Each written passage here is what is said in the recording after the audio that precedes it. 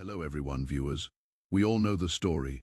In the beginning, in a garden of unparalleled perfection, God created the first man, Adam, and from Adam's rib, he fashioned a companion, Eve, the mother of all living. It's a foundational story, a pillar of faith for billions. But what if I told you that this story, as it's commonly told, is incomplete? What if the first woman was not Eve? A woman who was his equal in every way, whose spirit was too fierce for paradise, and whose name was systematically erased, becoming a whisper in the dark, a legend of the night. Her name is Lilith, and her story isn't just a forgotten footnote. It's a saga of rebellion, freedom, and cosmic consequence that challenges the very narrative of creation. This is the story of Adam's first. In the primordial dawn, when the cosmos was still humming with the fresh energy of creation, the divine hand shaped not one, but two beings from the dust of the nascent world. The scriptures say, "So God created man in his own image. In the image of God he created him. Male and female he created them." Notice the plurality. Not man, and then woman from man, but them, in this ambiguity, in this textual scene. She was not an afterthought, not a derivative. She was his mirror, his equal. She walked beside him in Eden, her eyes reflecting the same starlight, her mind just as keen, her soul just as vibrant. The garden was a symphony of existence, and they were its twin conductors. But equality in a world not yet accustomed to its own rules can be a fragile thing. The harmony of the conflict, according to the ancient texts of the alphabet of Ben Sira, was not born of serpents or forbidden fruit, but of a struggle for dominance.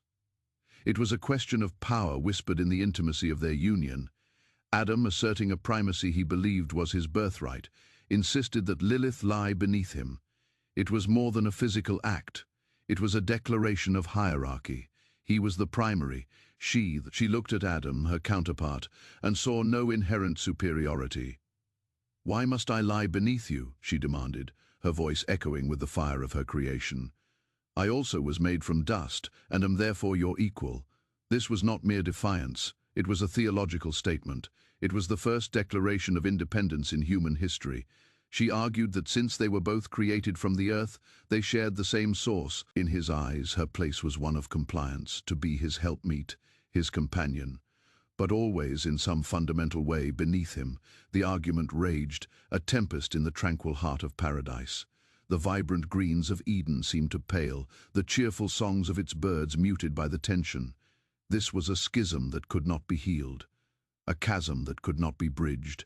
Adam tried to force her, realizing that her freedom, her very essence, could not survive in this garden built on a foundation of unspoken hierarchy. She made a choice that would shatter the world. She invoked the unspeakable.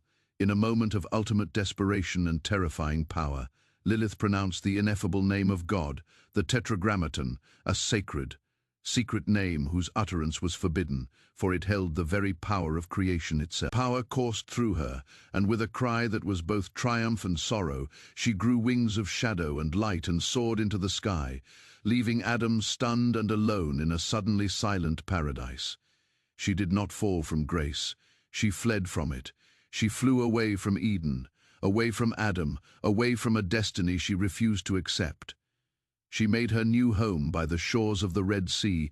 Here, in this wilderness of blood-red waters and howling winds, she found a different kind of freedom, a chaotic, dangerous liberty, and she was not alone. The legends say she consorted with the demons and spirits of the desolate places, and from these unions she began to bear children, hundreds, thousands of them. The Lilin, her progeny, a new race born of rebellion and wild magic. Back in Eden, the divine order was broken. A creation had defied its purpose. And so, the Almighty dispatched three of his most formidable angels to retrieve her, Senoi, Sansenoi, and Samangeloth. Their mission was simple: bring Lilith back to Eden, back to Adam, back to her designated role. The three celestial warriors tracked her across the metaphysical landscape, their holy light cutting through. They found her by the Red Sea, surrounded by her demonic offspring, a queen in her own right, ruling a kingdom of outcasts. The confrontation was a clash of cosmic wills. The angels, shimmering with divine authority, delivered their ultimatum: return with us at once, or we will drown you in the sea." But Lilith, who had tasted freedom, would not be so easily intimidated. A hollow, bitter sound that echoed over the waves. She explained why she had left, that she could not live in the shadow of another, that she was created to be free. She told them she had no intention of returning to a life of submission. The angels, bound by their divine mandate, issued their final terrible threat. It was a punishment of unimaginable cruelty. "If you refuse to return," they declared, their voices, the words hung in the air, colder than any wind. Imagine the choice. Return to a cage, a gilded prison where your soul would wither, or remain free and watch your children perish day after day after day.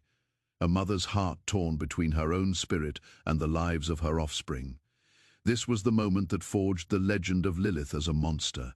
In her anguish and rage, she was transformed. But as the angels began to carry out their horrific decree, she made a vow of her own, a vow of vengeance steeped in sorrow.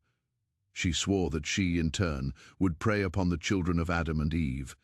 She would attack human infants, boys up to the 8th day of life, the day of circumcision, and girls up to the 20th day. She would become the terror in the night, the succubus, the child-stealing demon of folk. But even in her rage, there was a strange loophole, a sliver of her former self. She swore an oath to the 3 angels. "By the name of the living God," she vowed, "whenever I see your names or your images on an amulet, I will have no power over that infant." And so, the 3 angels, Sinoi, Sansinoi, and Samangeloff, had their names inscribed on protective charms, used for... They had failed to bring her back, but they had secured a form of protection for the future children of humanity. Having made their pact, the angels departed, leaving Lilith to her grief and her rage on the shores of the Red Sea. They left her to watch the sun rise and set on the graves of her children. 100 each day, the price of her freedom was an eternity of loss. This is the pivotal moment. The story of Lilith branches away from the path of humanity and plunges into the abyss, creating a mythology that would haunt the world for millennia. Back in the garden, a new plan was set in motion. Seeing that Adam was truly alone, God caused a deep sleep to fall upon him. This time, there would be no equal creation from the dust. This time, the woman would be taken from the man himself. From Adam, her very origin bound her to him, creating a natural harmony and hierarchy that had been absent with Lilith. Eve was the solution to the problem Lilith had posed. Where Lilith was independent, Eve was a companion. Where Lilith demanded equality, Eve was a helpmeet. The cosmic equation was rebalanced, but the shadow of Lilith, though unseen, it's said by some mystics that the serpent who tempted Eve in the garden was none other than Lilith herself, or perhaps her lover, the archdemon Samael, working in concert with her, driven by jealousy and a desire for revenge on the God who sanctioned the death of her children and the man who could not accept her as an equal. She sought to destroy the new paradise created in her absence. She whispered to Eve, woman to woman, the same kind of forbidden knowledge she herself had sought. The knowledge of good and evil, the knowledge of self in this interpretation. The fall of man is not just an act of simple disobedience, but the final act in the tragic drama between Adam and his 2 wives. Eve's choice, instigated by the shadow of her predecessor, led to the expulsion from Eden. Adam and Eve were cast out into the wilderness, and so humanity began its long, hard journey, forever caught between the legacy of 2 primordial mothers, Eve, the mother of our physical lineage, of our communities and civilizations, and Lilith, the mother of our wild, untamed instincts, of our rebellion, our individuality, and the darkness that lies within. This story challenges everything we thought we knew. If you are finding this exploration into the hidden corners of mythology, now, let's delve deeper into how Lilith's shadow fell upon the world, long after the gates of Eden were sealed. Lilith's story did not end at the Red Sea. It was only the beginning, banished and transformed. She became a powerful archetype, a figure absorbed and remolded by countless cultures. She is the original wild woman, a force of nature that cannot be domesticated. In ancient Mesopotamia, long before her story was written down in Jewish texts, there were tales of the Lamashtu, a demonic goddess who preyed on infants and pregnant women. there were the Lilith, female demons of the wind who seduced men in their sleep. These figures are the likely ancestors of the Lilith myth. They represent the primal fear of the untamed feminine, of that which exists outside the safe confines. In the book of Isaiah, chapter 34, there is a prophecy describing the utter desolation that will befall the land of Edom. The passage lists the creatures that will inhabit the ruins: vultures, owls, jackals, and hyenas. And among them it says, "The screech owl also shall rest there, and find for herself a place of rest." The original Hebrew word for screech owl, many scholars believe this is a direct reference to the demoness Lilith, finding her home at last among the desolation, a queen of a ruined world. Over centuries, her legend grew darker and more complex. In medieval Jewish mysticism, particularly in the Zohar, the foundational text of Kabbalah, Lilith is elevated to a cosmic figure. She is not just a runaway wife. She is the queen of together, they rule the Sitra Achra, the other side. The realm of evil and spiritual impurity.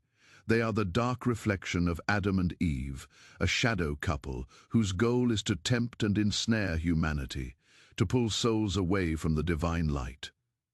In these tales, she is the mother of all succubi, female demons who visit men at night, stealing their seed to give birth. She is the embodiment of lust untethered from procreation, of sexuality as a dangerous, chaotic force.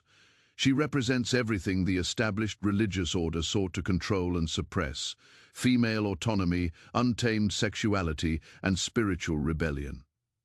Her story became a cautionary tale, whispered to children to frighten them into obedience, and to men to warn them of the dangers of seduction. The protective amulets bearing the names of the three angels became common folk magic, a tangible link to the primordial battle between order and chaos, between the domestic hearth and the howling wilderness. But is Lilith truly just a monster, a one-dimensional villain, or is she something more?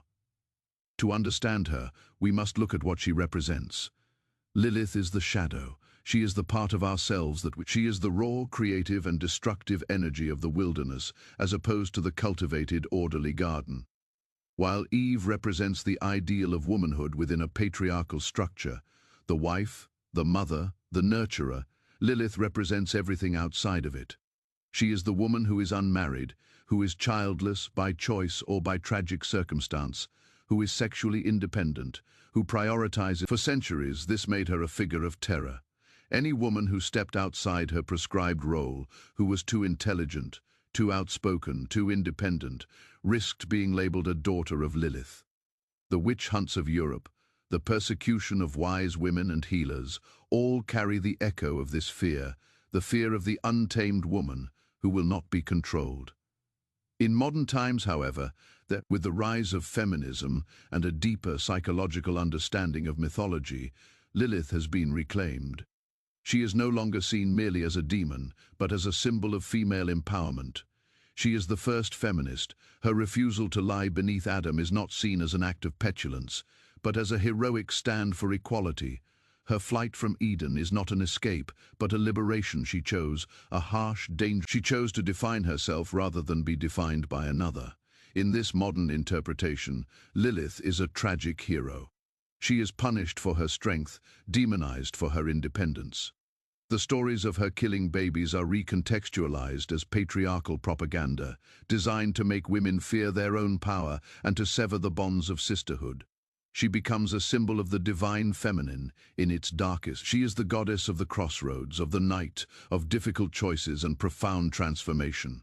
She teaches us that sometimes we must embrace our own darkness, our own rage, to find our true strength. Her story provides a kind of guidance, a form of healing for those who have felt like outsiders, for those who have been told they are too much. She gives a voice to the parts of ourselves that have been silenced. She reminds us that what then is the ultimate truth of Lilith? Is she a historical figure, a demon, a goddess, a metaphor? Perhaps she is all of these things. Mythology is not about literal history, it is about psychological truth. The story of Lilith endures because it speaks to a fundamental conflict within the human psyche, the conflict between safety and freedom, between conformity and rebellion, between the persona He chose the familiar comfort of the garden and a partner who would complement, not challenge him. He represents the part of us that seeks stability, community, and the well-defined rules of civilization. Lilith chose freedom. She chose the chaos of the wilderness, the pain of solitude, and the right to self-determination. She represents the part of us that yearns to break free, to express our... We are all children of Eve, born into society, into families, into systems of rules and expectations. But we are also all children of Lilith, possessing a spark of that untamable fire, a secret desire to fly away from any garden that seeks to limit our growth. Her story, the one that was left out, is perhaps the most important one of all.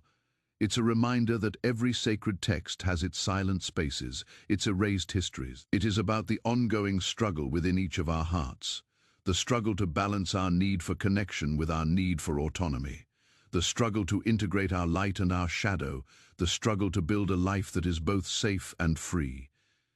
Lilith was never given a path to redemption within the traditional narratives. She remains an eternal outcast, a queen of the shadows, but perhaps her power lies in that very fact. By simply existing, by being remembered and retold, she defies the attempt to erase her. She is a testament to the fact that you can bury a story, but you cannot kill it. A spirit of rebellion, once unleashed, can never truly be caged. She remains a haunting presence, a question mark hanging over the very first chapter of the human story, a reminder that paradise was lost not once, but twice. And we, their descendants, are left to navigate the wilderness in between. All right, that is all for today's video. Lilith's story is a deep and complex one, with countless interpretations. What does she represent to you? Is she a hero, a villain, or something else entirely? Let us know your thoughts in the comments below. If you like this video, please subscribe and give it a like to support us. Thank you for watching.